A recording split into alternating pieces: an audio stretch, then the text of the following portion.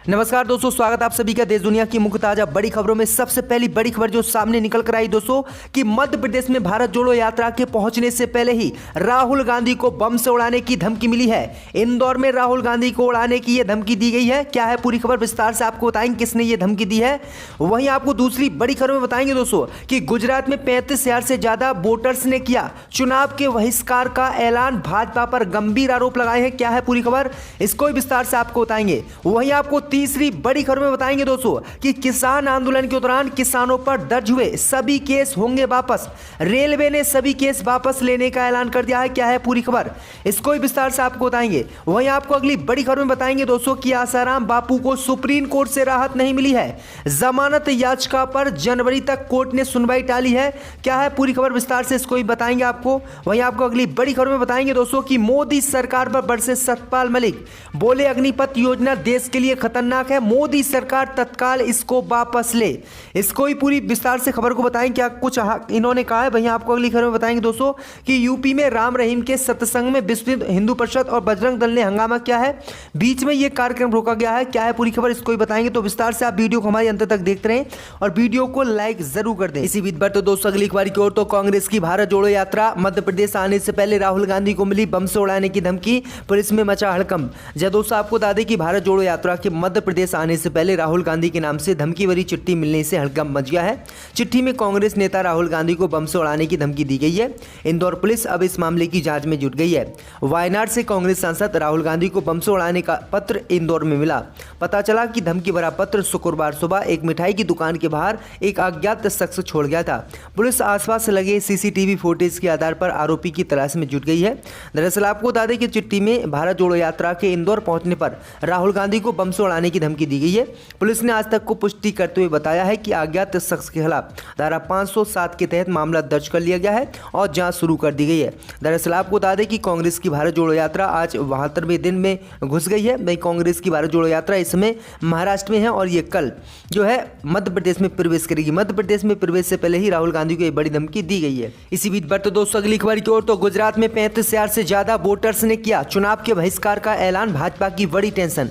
दोस्तों आपको बता दें कि गुजरात में इस साल विधानसभा चुनाव होने वाले हैं। 1 और 5 दिसंबर को गुजरात में वोटिंग होनी है। इसी को देखते हुए सभी राजनीतिक पार्टियों ने एड़ी चोटी का जोर लगा दिया है। लेकिन इसी बीच गुजरात के नवसारी जिले के गढ़देवी तालुका के अंचेली और उसके आसपास के करीब 19 गांव के लोगों ने चुनाव का बहिष्कार का ऐलान किया है। गाँव में जगह जगह ट्रेन नहीं है तो वोट नहीं है कि पोस्टर बैनर देखने को मिल रहे हैं। आपको बता दें कि अंचेली गाँव से महज 15 किलोमीटर दूर केसली गाँव में देश की पहली बुलेट ट्रेन के लिए स्टेशन बन रहा है। वहीं आपको बता दें कि लोगों ने कहा कि इसी गांव में सिर्फ ट्रेनें आई हैं। अगर हमारे गांव में ट्रेनों की पटरी नहीं डाली गई और स्टेशन नहीं बनाए गए तो हम किसी भी कीमत पर इस बार मतदान नहीं करेंगे और मतदान का विरोध करेंगे, जिसके बाद भाजपा की टेंशन बढ़ गई है। इसी बीच पर तो दोस्तों अगली खबर की ओर तो आसाराम बापू को सुप्रीम कोर्ट से राहत नहीं, जमानत याचिका पर जनवरी तक टाली गई सुनवाई। दोस्तों आपको बता दें कि नाबालिग से रेप के आरोपों में जेल में बंद आसाराम बापू को सुप्रीम कोर्ट से आज राहत नहीं मिली है।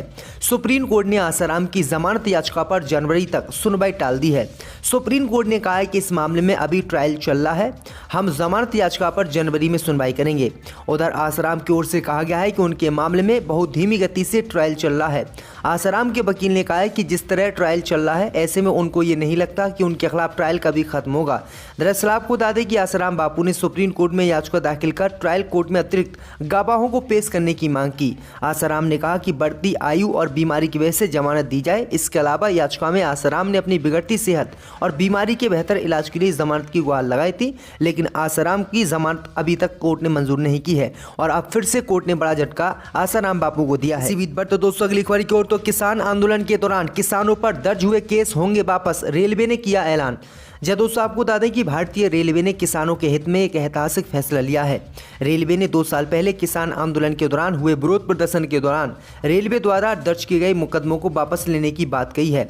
गौरतलब है कि केंद्र सरकार द्वारा पारित किसान बिल के विरोध में 24 सितंबर 2020 से लेकर 12 दिसंबर 2021 तक उक्त बिल के विरोध प्रदर्शन में पूर्व मध्य रेल भिन्न भिन्न भागों में रेलवे ट्रैक पर रेल परिक्षेत्र में धरना प्रदर्शन कर रेल के आवागमन में व्याधा पहुंचाई थी, जिसके बाद आंदोलन के कार्यकर्ताओं पर केस दर्ज किए गए थे। वहीं आपको बता दें कि अब रेलवे ने ऐलान किया है कि जिन लोगों ने भी किसान आंदोलन के दौरान ट्रेनों को बाधा पहुंचाई थी, रेलवे ट्रैक पर बैठकर विरोध प्रदर्शन किया था, उन सभी के केस जो दर्ज हुए थे वो वापस लिए जाएंगे और इन पर कोई भी केस दर्ज नहीं किया जाएगा। तो ये बड़ी अपडेट आई दोस्तों कि रेलवे ने ये सभी केस अपने वापस लेने का ऐलान कर लिया है। इसी के साथ आपको अगली खबर में बताएंगे दोस्तों कि कांग्रेस की भारत जोड़ो यात्रा में शामिल हुए महात्मा गांधी के परपोते तुषार गांधी। दोस्तों आपको बता दें कि महात्मा गांधी के परपोते और लोकप्रिय लेखक तुषार गांधी महाराष्ट्र के बुलढाणा में कांग्रेस की भारत जोड़ो यात्रा में शामिल हुए हैं। वह शुक्रवार को इस यात्रा में राहुल गांधी के साथ ताल से ताल मिलाते नजर आए। कांग्रेस ने भारत जोड़ो यात्रा में तुषार गांधी की भागीदारी को ऐतिहासिक बताया है। कांग्रेस की भारत जोड़ो यात्रा 7 नवंबर से महाराष्ट्र की सीमा में प्रवेश कर गई थी। यह यात्रा शुक्रवार सुबह लगभग 6 बजे अकोला जिले के बालापुर से दोबारा शुरू हुई और कुछ घंटों का सफर तय कर बुलढाना जिले के सेगांव पहुंची। सेगांव में ही तुषार गांधी इस यात्रा में शामिल हुए। इससे पहले गुरुवार को तुषार गांधी ने ट्वीट कर बताया था कि वह महाराष्ट्र के बुलढाना के सेगांव में कांग्रेस की भारत जोड़ो यात्रा में शामिल होंगे। उन्होंने बताया था कि सेगांव उनकी जन्म स्थली है। तो ये बड़ी अपडेट आ रही दोस्तों। इसी बीच पर तो दोस्तों अगली खबर की ओर तो उत्तर प्रदेश में राम रहीम के सत्संग में विश्व हिंदू परिषद और बजरंग दल ने किया हंगामा, बीच में रोका गया प्रोग्राम। दोस्तों आपको बता दें कि उत्तर प्रदेश के शाहजहांपुर में डेरा सच्चा सौदा के प्रमुख राम रहीम के सत्संग कार्यक्रम में जमकर बवाल मचा है। यहाँ हिंदू संगठनों के कार्यकर्ताओं ने न सिर्फ सत्संग स्थल पर पहुंचकर विरोध प्रदर्शन किया बल्कि यहाँ लगे पोस्टर और होर्डिंग को भी फाड़ दिया। इसके बाद पुलिस ने इस रिकॉर्डेड सत्संग कार्यक्रम को रुकवा दिया। राम रहीम हत्या और रेप के केस में उम्र कैद की सजा काट रहा है। इन दोनों वह पैरोल पर जेल से बाहर है। पुलिस के मुताबिक शाहजहांपुर के रेती में स्थित एक मैरिज लॉन में गुरुवार को राम रहीम के रिकॉर्डेड सत्संग का आयोजन किया जा रहा था। तभी इसकी भनक विश्व हिंदू परिषद और बजरंग दल के कार्यकर्ताओं को लग गई। यहां बड़ी संख्या में कार्यकर्ताओं ने पहुंचकर हंगामा किया और सत्संग को बंद कराने की मांग की। इसके बाद विश्व हिंदू परिषद और बजरंग दल के कार्यकर्ताओं ने पुलिस को फोन पर कार्यक्रम की सूचना दी। तो ये बड़ी अपडेट आ रही दोस्तों। इसी बीच पर तो दोस्तों अगली खबर की ओर तो फारूक अब्दुल्ला ने नेशनल कॉन्फ्रेंस के अध्यक्ष पद से दिया इस्तीफा। दोस्तों आपको बता दें कि जम्मू कश्मीर के पूर्व सीएम डॉक्टर फारूक अब्दुल्ला ने नेशनल कॉन्फ्रेंस के अध्यक्ष पद से आज इस्तीफा दिया है। श्रीनगर में अपनी पार्टी कार्यकर्ताओं को संबोधित करते हुए उन्होंने कहा कि उनका स्वास्थ्य उन्हें अब पार्टी का नेतृत्व करने की अनुमति नहीं देता है। अब नए पार्टी अध्यक्ष का चुनाव 5 दिसंबर को होगा। उमर अब्दुल्ला को नए पार्टी प्रमुख के रूप में सर्वसम्मति से चुने जाने की उम्मीद है। मीडिया रिपोर्ट के मुताबिक नेशनल कॉन्फ्रेंस के प्रवक्ता तनवीर आदि के फारूक अब्दुल्ला के पद छोड़ने की पुष्टि की है। उनके मुताबिक अब जल्द ही अध्यक्ष पद के चुनाव के लिए नोटिफिकेशन जारी किया जाएगा। फिलहाल अध्यक्ष चुने जाने तक फारूक अब्दुल्ला पार्टी चीफ बने रहेंगे। इसी बीच पर तो दोस्तों अगली खबर की ओर तो मोदी सरकार पर बरसे सतपाल मलिक, बोले अग्निपथ योजना देश के लिए खतरनाक। दोस्तों आपको बता दें कि मेघालय के पूर्व राज्यपाल सतपाल मलिक ने एक बार फिर से केंद्र की मोदी सरकार की योजना पर सवाल उठाए हैं। उन्होंने गुरुवार को रक्षा बलों में अग्निपथ योजना के जरिए संविदा नियुक्ति को तुरंत वापस लेने की मांग की है। उन्होंने कहा कि अग्निपथ योजना देश के लिए बेहद खतरनाक है। जयपुर में मीडिया से बातचीत करते हुए मलिक ने मोदी सरकार पर निशाना साधते हुए कहा कि उन्हें नहीं पता है कि वे देश को कितना नुकसान पहुंचा रहे हैं। अग्निपथ योजना देश के लिए बेहद खतरनाक है। सरकार को इसे तुरंत वापस लेना चाहिए और पेंशन जैसी सुविधाओं के साथ पूर्णकालिक नौकरी योजना वापस देनी चाहिए। तो ये बड़ी अपडेट आ रही दोस्तों। इसी बीच पर तो दोस्तों अगली खबर की ओर तो दिल्ली के एमसीडी चुनाव प्रचार करने जाएंगी मायावती। बसपा ने जारी की 40 स्टार प्रचारकों की लिस्ट। दोस्तों आपको बता दें कि दिल्ली नगर निगम चुनाव में बसपा सुप्रीमो मायावती भी प्रचार करने जाएंगी। बसपा ने एमसीडी चुनाव के लिए शुक्रवार को 40 स्टार प्रचारकों की सूची जारी कर दी है। इसमें मायावती, उनके भाई आनंद कुमार और उनके भतीजे आकाश आनंद का नाम शामिल है। खास बात यह है कि आजमगढ़ लोकसभा उपचुनाव की तरह इस सीट पे भी बसपा में नंबर 2 कहे जाने वाले सतीश मिश्रा का नाम नहीं है। दिल्ली में एमसीडी चुनाव के लिए 4 दिसंबर को वोटिंग होनी है। नतीजे 7 दिसंबर को आने हैं। उत्तर प्रदेश विधानसभा चुनाव में बुरी तरह से हारने वाली बसपा ने एमसीडी चुनाव में जोर शोर से उतरने का फैसला किया है।